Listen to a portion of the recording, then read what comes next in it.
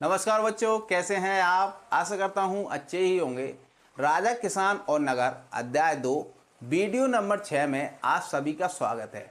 देखिए प्यारे बच्चों कि हम पढ़ रहे थे 5.2 उपज बढ़ाने के तरीके। इस टॉपिक में क्या हम जानेंगे कि उस समय उपज बढ़ाने के लिए मतलब खाद्यान्न और अनाज की मात्रा अधिक करने के लिए किसानों ने क्या क्या परिवर्तन करे या उस समय क्या क्या परिवर्तन ऐसे हुए जिनके कारण खेती में परिवर्तन आया और उपज बढ़ी। इतनी बात आपको समझ में आई? ठीक है। उस समय 600 ईसा पूर्व से लेके उस समय मतलब 6वीं शताब्दी के समय से क्या हुआ, उस समय 2-3 परिवर्तन अत्यधिक आए। कैसे? उस समय हलों का प्रयोग होना शुरू हुआ। किसका प्रयोग हुआ बच्चों? हलों का प्रयोग। हाँ, और कहीं कहीं पर हल में लोहे वाले फाल का भी प्रयोग किया गया। इतनी बात समझ में आई। और पहाड़ी क्षेत्रों में कुदालों का प्रयोग किया गया। इतनी बात भी समझ में आ गई होगी। और सिंचाई के तरीकों में परिवर्तन हुआ। क्या? कुओं, तालाबों और नहरों का प्रयोग किए जाने लगा। इतनी बात आपको समझ में आई? ठीक है। और देखिए ये तरीके थे। साथ में धान का उत्पादन होने लगा। धान मतलब धान से चावल बनता है, तो चावल का उत्पादन अत्यधिक होने लगा। उसकी रोपाई करी जाती थी। लेकिन ये ऐसे ही नहीं होता, इसमें कठिन श्रम करना पड़ता था किसानों के लिए। हाँ, तो इस प्रकार से खेती में और जो उत्पादन में वृद्धि होती चली गई। ठीक है, चलो अब मैं उसी को यहाँ पे समझाता हूँ। उपज बढ़ाने का एक तरीका था हल का प्रचलन। 6वीं शताब्दी ईसा पूर्व 600 से लेके 500 ईसा पूर्व से गंगा और कावेरी के घाटियों में उर्वर कचारी क्षेत्र में फैल गया। क्या फैल गया? हल का प्रयोग। इतनी बात समझ में आई? अभी मैं आपको और समझाऊंगा इसके बारे में। जिन क्षेत्रों में भारी वर्षा होती थी वहां पर लोहे के फाल वाले हलों के माध्यम से भूमि की जुताई होने लगी। ठीक है। गंगा की घाटी में धान की रोपाई से उपज नहीं, उपज बढ़ी, उपज उससे उपज बढ़ने लगी। इसके लिए किसानों को कमर तोड़ मेहनत भी करनी पड़ती थी। इतनी बात भी आपको समझ में आ गई होगी। अब देखिए ये रहा आपका क्षेत्र। इसमें देखिए मैंने एक टेबल बना रखी, एक प्रकार की मैप बनाया है। देखिए इसमें डायग्राम में हल और लोहे और फाल वाला हल और कुदालों का प्रयोग बताया गया है। ठीक है। और सिंचाई का तरीके में क्या कुएं, तालाब और नहरों का प्रयोग हुआ। यहाँ पे मैप देखिए। मैप में क्या है? मैप में मैंने आपको आपका जो टॉपिक है उससे संबंधित कुछ चीजों का अंकन किया है। मध्य क्षेत्र और पूर्वोत्तर क्षेत्र में कुदालों का प्रयोग किया जाने लगा क्योंकि ये पहाड़ी क्षेत्र थे और पानी अत्यधिक बरसता था। ठीक, अभी भी बरसता है इस क्षेत्र में। और देखिए गंगा के क्षेत्र में हल का प्रयोग, गंगा और कावेरी एक कचारी क्षेत्र होते हैं नदियों के, तो इनमें हल का प्रयोग किया जाने लगा। ठीक है। और देखिए जो पंजाब और राजस्थान वाला एरिया है वहां पर 20वीं शताब्दी में हल का प्रयोग हुआ। कब? 1900 के बाद से, क्योंकि ये अर्ध शुष्क जमीन है और इसमें खेती नहीं की जा सकती थी। ये इसका खेती का काम कब हुआ? यहाँ पे 1900 के समय के बाद से। ठीक है।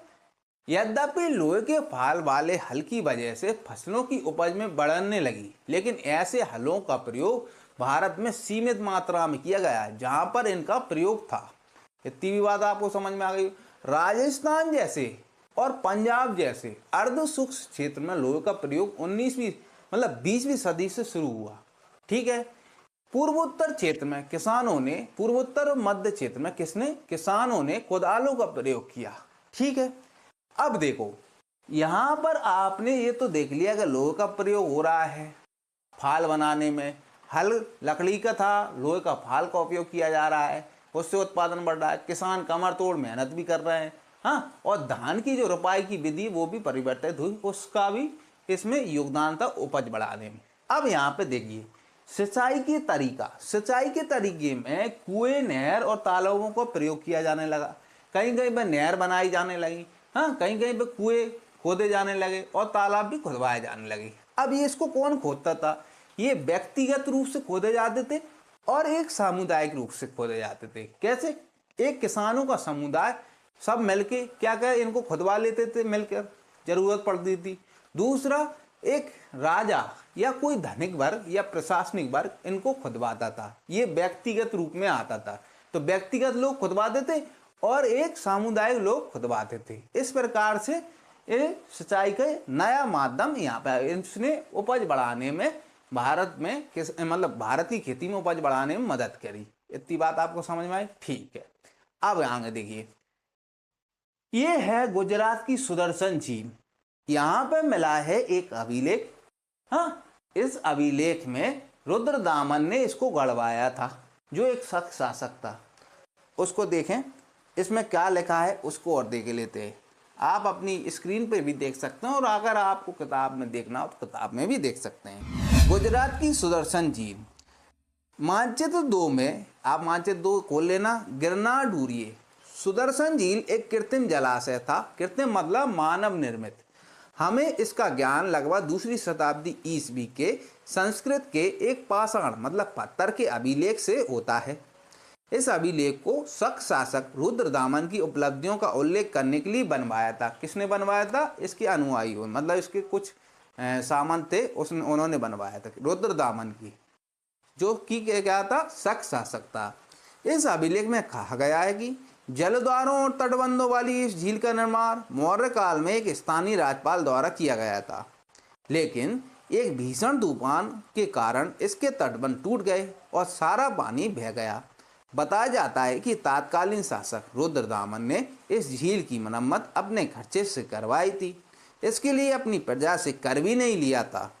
इसी पाषाण खंड पर एक और अभिलेख 5वीं सदी के, जिसमें कहा गया है कि गुप्त वंश के एक शासक ने एक बार फिर इस झील की मरम्मत कराई। मतलब इस झील की मरम्मत 2 बार हुई और एक बार इसको बनवाया गया था। किसने? सम्राट मौर्य काल में बना था।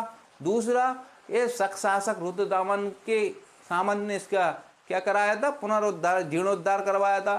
फिर क्या कराया था? फिर गुप्तों के समय फिर से इसकी रिपेयरिंग करी गई थी। इस प्रकार से इसका काम हुआ। तो इस प्रकार के जो व्यक्तिगत काम थे राजा महाराजा करवा देते थे और जनता की भलाई होती थी। ठीक है, ये टॉपिक यहीं पे समाप्त होता है। एक चीज और बता दूं, धान का प्रयोग होने लगा था, है ना? तो उससे भी क्या है, पौधे अत्यधिक बच जाते थे और धान अत्यधिक मात्रा में होने लगी थी, जिससे कि उस समय की जो जनता थी उसका भरण पोषण हो जाए। ऐसे करके जो प्राचीन भारत था उसमें खेती की पद्धति और उपज के तरीके बदले गए और उससे उपज अत्यधिक बढ़ी। ठीक है, अब यहाँ पे देखिए, अगला देखते हैं। अगला आपका पॉइंट शुरू हुआ ग्रामीण समाज में विभिन्नताएं। चलिए तो फिर आगे बढ़ते हैं।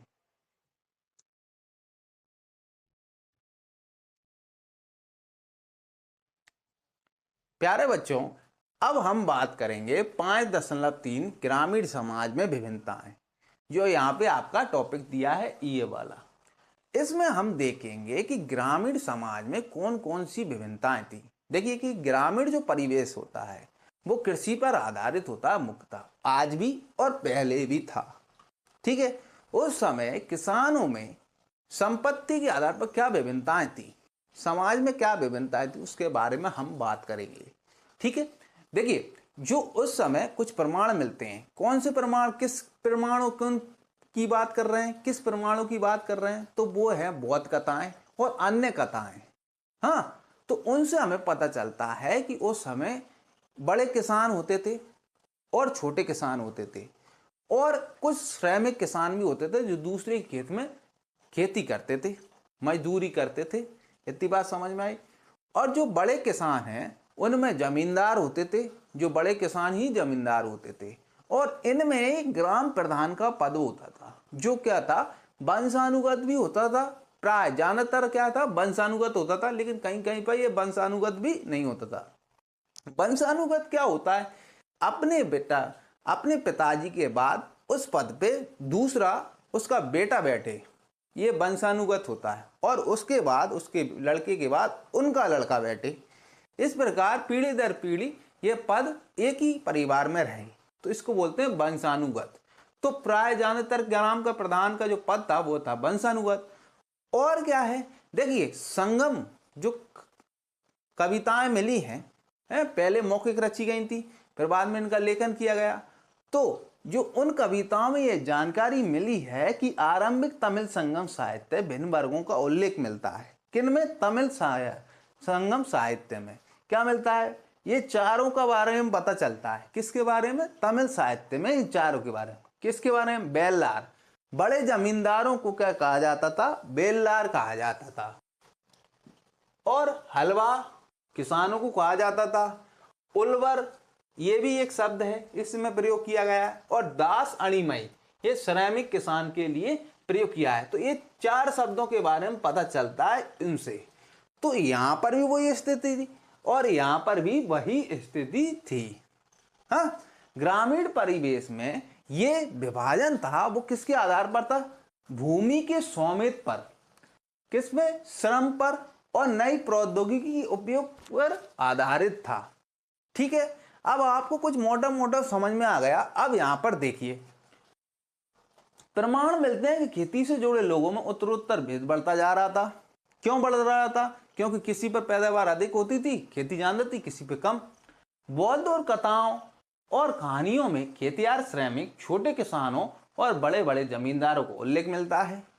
फिर है पाली भाषा में गृहपति का प्रयोग छोटे किसानों और जमींदारों के लिए किया जाता था।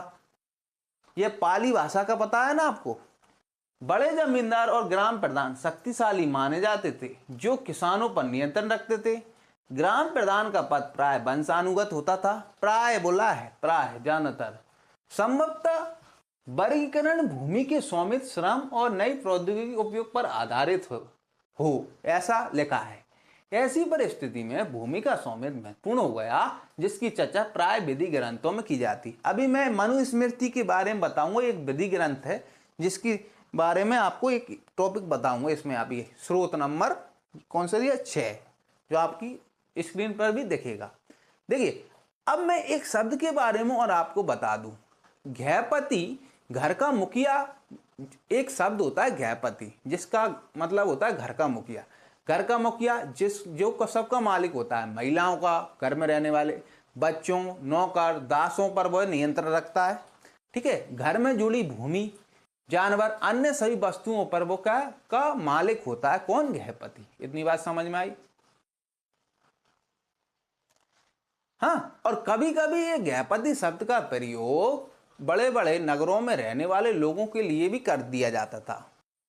हाँ, वैसे गृहपति जो पाली भाषा है, पाली भाषा में गृहपति का प्रयोग किया है छोटे किसानों और बड़े जमींदारों के लिए। इतनी बात आपको समझ में आई? अब मुझे लगता है कि यहाँ पे मैंने आपको सब कुछ बता दिया। अब मैं आपको ये और बताता हूँ कि ये जो परिस्थिति उत्पन्न हुई थी वो भूमि के स्वामित्व के कारण उत्पन्न हुई थी। हाँ, तो उसकी चर्चा विधि ग्रंथ में की है। तो विधि ग्रंथ में क्या बताया है उसके बारे में आपको बता दूं। देखिए, स्रोत नंबर 6 स्क्रीन पर भी आपको दिख रहा होगा। मनुस्मृति आरंभिक भारत का सबसे प्रसिद्ध विधि ग्रंथ है। सबसे प्रसिद्ध विधि ग्रंथ है। क्या है? विधि ग्रंथ, जिसमें कानून वगैरह लिखे थे। हाँ, इसे संस्कृत भाषा में दूसरी शताब्दी ईसा पूर्व से दूसरी शताब्दी ईसवी के बीच लिखा गया। कब लिखा गया? दूसरी सदी ईसा पूर्व से। हाँ, दूसरी सदी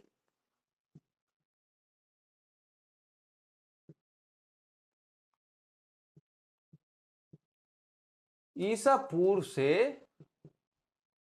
दूसरी सदी ईसवी तक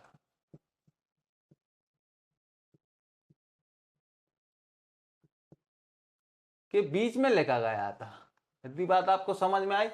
तो इस समय काल मतलब 400 समय काल कितना है? 400 साल का समय काल है। इस समय इसको लिखा गया था अलग अलग रचयिताओं ने। हाँ, तो इसमें समय दर समय परिवर्तन भी हुआ था। इसमें क्या लिखा है? इस ग्रंथ में राजा को यह सलाह दी गई है। क्या सलाह दी गई? चूंकि सीमाओं की अनिश्चितता के कारण विश्व में बार बार विवाद होते हैं, इसलिए उसे सीमाओं की पहचान के लिए गुप्त निशान जमीन में गाड़ कर रखने चाहिए। मतलब जमीन का सीमांकन कैसे, उसके लिए गुप्त निशान गाड़ कर रखने चाहिए। वो किसके हो सकते हैं? पत्थरों के, हाँ, हड्डियों के, गाय के बाल के, भूसी राख, भूसी या राख, खपटें, गाय के सूखे गोबर, ईंट, कोयला, कंकड़ और रेत, इनसे क्या है, इनको दुका के रखना चाहिए, मतलब छिपा के रखना चाहिए। उसे सीमा पर इसी प्रकार के और तत्व भी भूमि में छुपाकर गाड़ने चाहिए जो समय के साथ नष्ट न हो। इसका वर्णन किसमें, मनुस्मृति में किया गया है, और जो कि एक वैदिक ग्रंथ है जो कब लिखा गया था, 200 ईसा पूर्व से लेके 200 ईस्वी तक। इतनी बात आपको समझ में आई। ये वाला टॉपिक आपका कंप्लीट हो गया। अब बढ़ते हैं इस वाले टॉपिक में जो है 5.4 भूमिदान और न्याय संभ्रांत ग्रामीण। चलिए तो फिर आगे बढ़ते हैं। प्यारे बच्चों, आपका स्रोत नंबर 7 में ग्रामीण झांकी दी है, उसको और देख लीजिए, स्क्रीन पे ये आपको दिख जाएगा। हाँ, उसके बाद अपन 5.4 टॉपिक कंप्लीट करेंगे। पहले यहाँ पे देखिए हर्षचरित, आप स्रोत नंबर 7 स्क्रीन पे भी दिख रहा हो, उसको देखिए। एक छोटे गांव का जीवन। हर्षचरित संस्कृत में लिखी गई कन्नौज के एक शासक हर्षवर्धन की जीवनी है। कन्नौज का जो शासक था, कन्नौज यहाँ पे पड़ता है, और हर्षवर्धन यहाँ पे राज करता था 7वीं सदी के समय। ठीक है। इसके लेखक थे बाणभट्ट, इसके लेखक तो इसके कवि थे बाणभट्ट, और शासक कौन था, हर्षवर्धन। हर्षवर्धन के राज कवि थे उस कौन थे, बाणभट्ट। यह उस ग्रंथ का एक अंश है। इसमें विंध्य क्षेत्र, मतलब इस वाले क्षेत्र के बारे में बात चल रही। किस वाले क्षेत्र की, इस वाले जो विंध्य क्षेत्र है ये। ठीक है। विंध्य क्षेत्र के जंगल के किनारे एक बस्ती के जीवन का अति विरल चित्रण किया गया है। तो ठीक है, ये विंध्य का क्षेत्र है नर्मदा नदी के ऊपर, उसके बारे में आपको बताते हैं। बस्ती के किनारे का अधिकांश क्षेत्र जंगल है। यहाँ धान की उपज वाली खलिहान और उपजाऊ भूमि के हिस्सों के छोटे किसानों ने आपस में बांट लिया है। किसको, धान की उपज वाली खलिहान और उपजाऊ भूमि के हिस्सों को छोटे किसानों ने आपस में बांट लिया है। यहाँ के अधिकांश लोग कुदाल का प्रयोग करते हैं क्योंकि घास से भरी भूमि में हल चलाना मुश्किल है। बहुत कम हिस्से साफ हैं, जो भी हैं वे उसकी काली मिट्टी काले लोहे जैसी सख्त है। यहाँ लोग पेड़ की छाल की गट्टर लेकर चलते हैं। फूलों से भरे अनगिनत बोरे, अलसी और सन भारी मात्रा शहद, मोरपंख, मोम, लकड़ी, घास के बोझ लेकर आते जाते रहते हैं। ग्रामीण महिलाएं रास्ते में बसे गांवों में जाकर बेचने को तत्पर रहती हैं। उनके सिरों पर जंगल से एकत्र किए गए फलों की टोकरियां थीं। इस अंश में वर्णित लोगों के व्यवसायों के आधार पर आप कैसे वर्गीकृत करेंगे, ये नीचे दे दिया। आपने इसको समझा, उनकी ग्रामीण परिवेश की जानकारी भी देगी। और ये कब की बात बताई है, बाणभट्ट क्या, बाणभट्ट जो 7वीं सदी में थे तब के बताया है आपको। और अपन ये पढ़ ही रहे हैं 600 ईसा पूर्व से 600 ईस्वी तक, इतनी काल की घटनाओं के बारे में देख रहे हैं। और एक प्रकार से आपको ऐतिहासिक जानकारी दी जा रही है। ठीक है। अब चलो, अब हम आगे बढ़ते हैं अपन 5.4 भूमिदान और न्याय संभ्रांत ग्रामीण पर। चलिए तो आगे बढ़ते हैं। प्यारे बच्चों, अब हम बात करेंगे 5वें टॉपिक का चौथा पॉइंट, जिसका नाम है भूमिदान और न्याय संभ्रांत ग्रामीण। इसमें हम जानेंगे कि भूमिदान क्यों की गई और कहाँ की गई, किसने की। हाँ, भूमिदान का चलन कब से शुरू हुआ उसके बारे में जानेंगे। देखिए, इतिहास में राजाओं ने भूमिदान करना शुरू किया, बड़े बड़े लोगों ने भी भूमिदान करना शुरू किया। इसका कारण क्या था उसके बारे में बात करते हैं। देखिए, ईसवी के जो प्रथम सदी है, ईसा मसीह की पहली सदी के उस काल से ही प्रमाण मिलते हैं। किसके प्रमाण मिलते हैं, भूमिदान के प्रमाण मिलते हैं।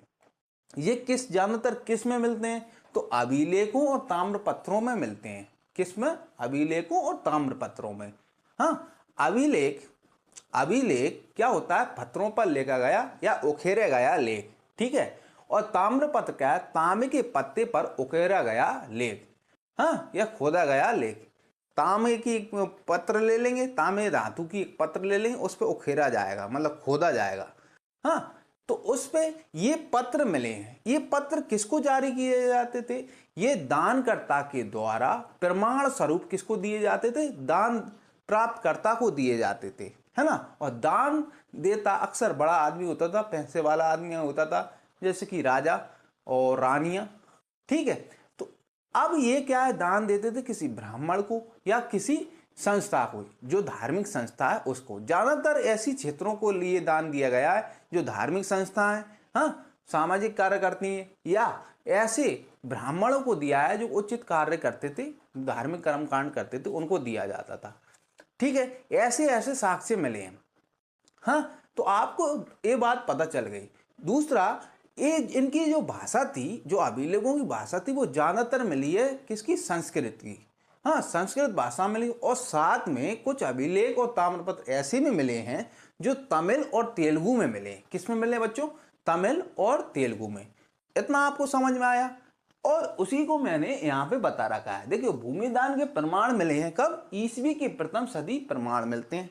प्रमाण में क्या मिला? अभिलेख और ताम्रपत्र। ज्यादा मात्रा में क्या मिले? ताम्रपत्र मिले। हाँ, ये क्या है? भूमिदान प्राप्तकर्ता को प्रमाण के रूप में दिए जाते थे, और अगर किसी के अभिलेख खुदवा दिया जाता था कि ये भूमि इनके लिए दान कर दी गई है ना। इसमें देखिए, धार्मिक संस्थाओं और ब्राह्मणों को ये समानता दान करा जाता था। समानता बोल रहा हूं, समानता का मतलब समझ लेना। ज्यादातर संस्कृत भाषा में ये लिखे गए थे, और तमिल और तेलुगु स्थानीय भाषा में भी कुछ अभिलेख और ताम्रपत्र मिले हैं। इतनी बात आप समझ में आ गई। अब हम बात करेंगे एक अभिलेख की। इस अभिलेख को लिखने वाले को पहले बता दूं, फिर बाद में उस अभिलेख के बारे में भी आपको बताऊंगा। देखिए, चंद्रगुप्त द्वितीय था। कौन था? चंद्रगुप्त द्वितीय, जो गुप्त शासक था। कौन था? गुप्त काल का शासक। और गुप्त इस वाले क्षेत्र में शासन करते थे। मैंने मैप में भी बताया पहले, इस वाले क्षेत्र में। हाँ, और यहाँ पे बकाटक वंश शासन कर रहा था, है ना। तो गुप्तों की एक राजा थे। कौन थे? चंद्रगुप्त द्वितीय, जिन्होंने शासन किया 375 से 415 तक। 375 ईस्वी से कब तक? 415 ईस्वी तक। इतने में इन्होंने शासन किया। इतनी बात आपको समझ में आई?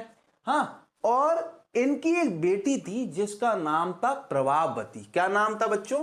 प्रभावती। हाँ, इस लड़की का विवाह हुआ किससे? बकाटक शासक से। किसका? शासक से। हाँ, और इस लड़की ने, जो रानी थी, प्रिंसेस थी, इसने दान किया था एक स्वामी को। तो उसके बारे में बताया है। लेकिन ये धर्मशास्त्रों से बिल्कुल विपरीत थी। धर्मशास्त्रों में किसी भी स्त्री को स्वतंत्र अधिकार नहीं दिया संपत्ति का। हाँ, लेकिन ये रानी होने के कारण ऐसा उसने कर लिया हुआ कि दान दे दिया, इनको अधिकार होगा रानी वगैरह को। ठीक है, लेकिन सामान्य रूप से धर्मशास्त्र में ये लिखा था कि स्त्री को ये अधिकार नहीं है कि वो किसी को दान दे या संपत्ति पर अधिकार रखे। यहाँ पर प्रभावती का उल्टा है, उसको संपत्ति भी प्राप्त है और उसने दान भी दिया है। हाँ, उस अभिलेख के बारे में बात करेंगे। तो इतना आपको समझ में आया? ठीक है। हाँ, और जो धर्मशास्त्र लिखे गए थे वो संस्कृत में लिखे गए थे। किस में लिखे गए थे बच्चों? संस्कृत में। इतनी बात आपको समझ में आई? ठीक है। इस अभिलेख में जो अभिलेख मिला है वो किसने खुदवाया है? प्रभावती ने। किसी को दान दिया, उसका नाम मैं आगे बताऊंगा आपको। तो प्रभावती ने अभिलेख लिखवाया, और उससे पता चलता कि वह भूमि की स्वामी थी और उसने दान दिया है। इतनी बात आपको समझ में आई? चूंकि वो रानी थी इसलिए ऐसा किया, लेकिन धर्मशास्त्रों में ऐसा माना नहीं जाता कि किसी औरत को इस प्रकार के अधिकार मिले। तो वो शुरुआती रानियों में से ऐसी होगी, इसलिए ऐसा दान कर दिया। इतनी बात आपको समझ में आ गई? चलो, अब देखो, इन अभिलेखों से, जो अभिलेख मिला है, उनसे ऐसी चीजों के बारे में पता चलता है कि ग्रामीण प्रजा के बारे में पता चलता है। ग्रामीण प्रजा में कौन कौन रहते थे? तो ब्राह्मण, किसान और अन्य वर्ग, जो क्या करते थे? शासकों को दान देते थे। क्या देते थे बच्चे?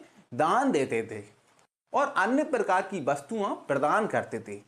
इस अभिलेख के अनुसार गांव के लोगों को प्रधान की आज्ञाओं का पालन करना पड़ता था। जिसको ये गांव दान दिए, मान लो पूरा गांव का गांव किसी राजा ने अपने अधिकार क्षेत्र से दूसरे को दान दे दिया, तो जो नया व्यक्ति है प्रधान, उसकी सारी बातें किसको मानना पड़ेगा? गांव की प्रजा को मानना पड़ेगा।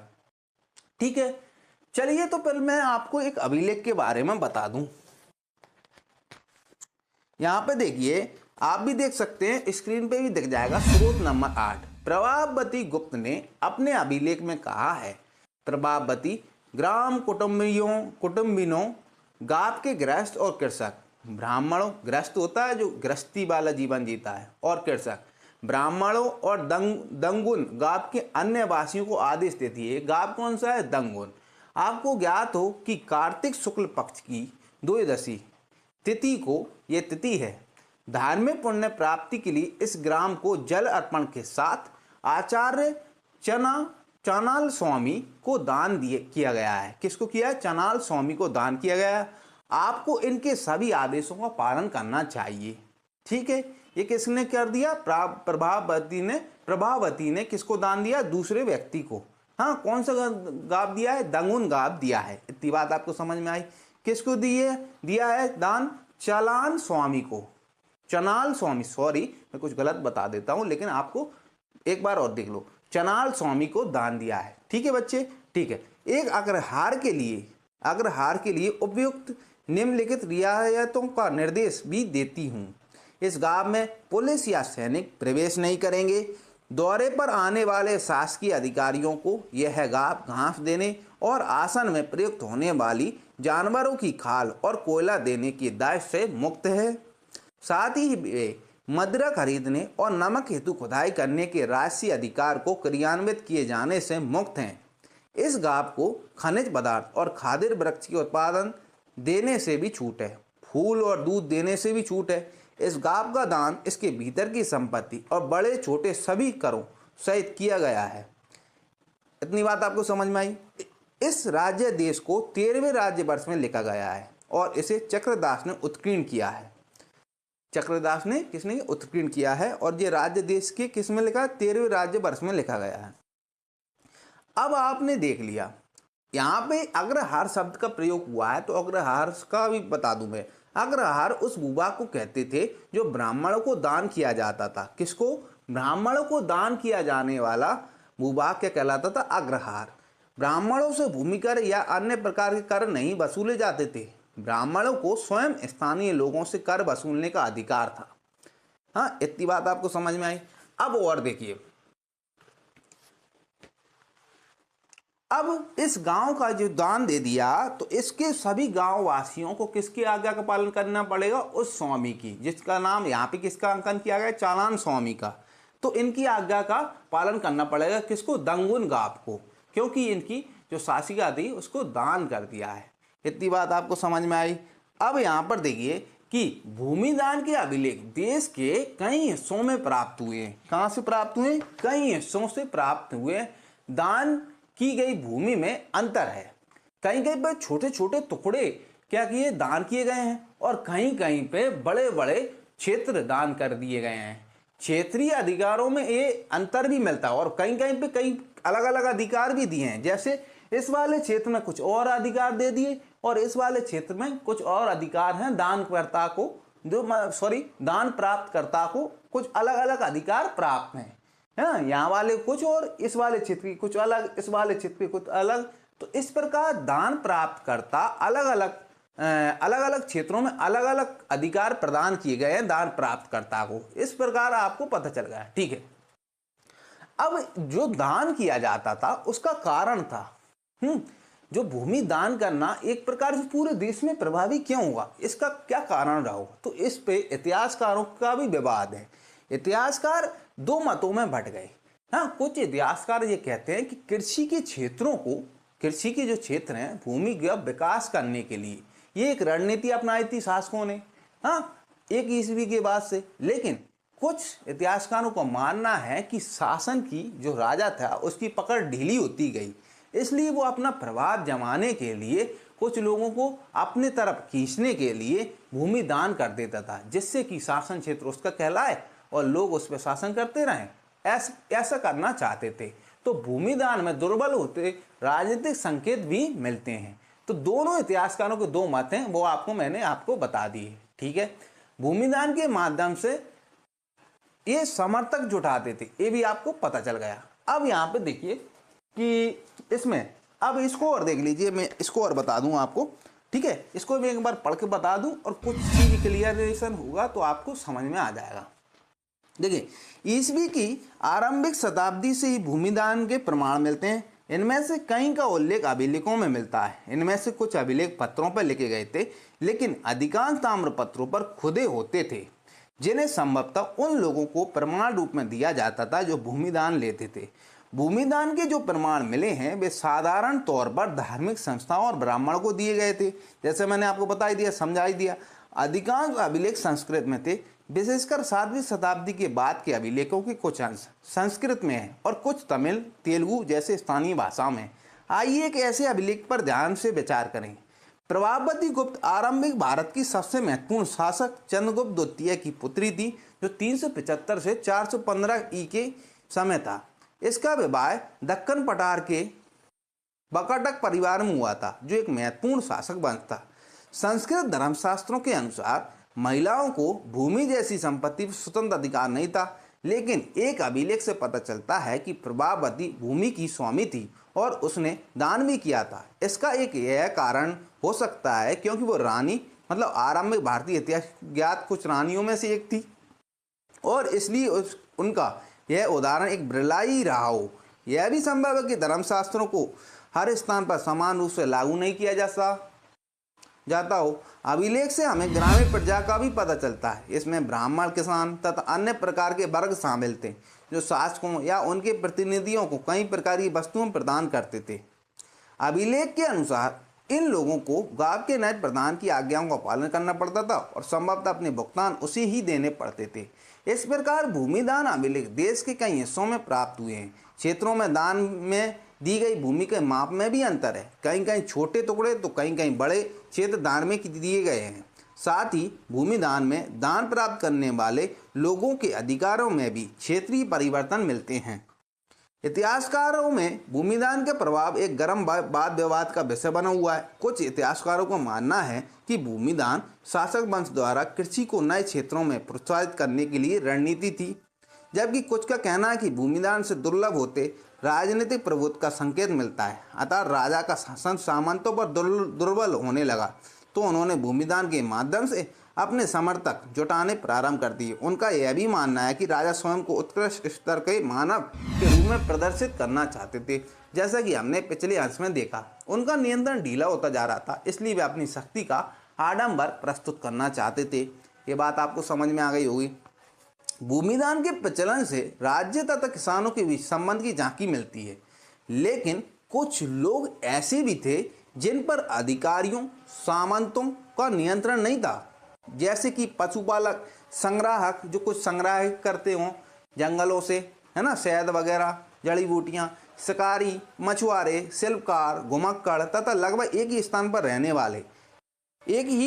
रहने वाले और जगह जगह पर घूमकर खेती करने वाले लोग। सामान्यतः ऐसे लोग अपने जीवन का आदान प्रदान का विवरण नहीं रखते हैं। इस टॉपिक में आपको बहुत सारी बातें समझ में आ गई होंगी उस समय की, और मैंने यहाँ पे समझाने के लिए आपको थोड़ा सा लिख भी दिया है, क्यों लिखने में ज़्यादा टाइम चला जाता है, इसलिए मैंने आपको ये पढ़ के ही बता दिया और बाकी चीज़ आपको समझा दी। आशा है आपको ये टॉपिक समझ में आ गया होगा। अब हम बात करेंगे 5.4 अपना कंप्लीट हुआ है। अब हम बात करेंगे जो 6वां टॉपिक है उसका, और उसको हम अगली वीडियो में कंटिन्यू करेंगे। ठीक है, धन्यवाद बच्चों, और मिलते हैं नई वीडियो में।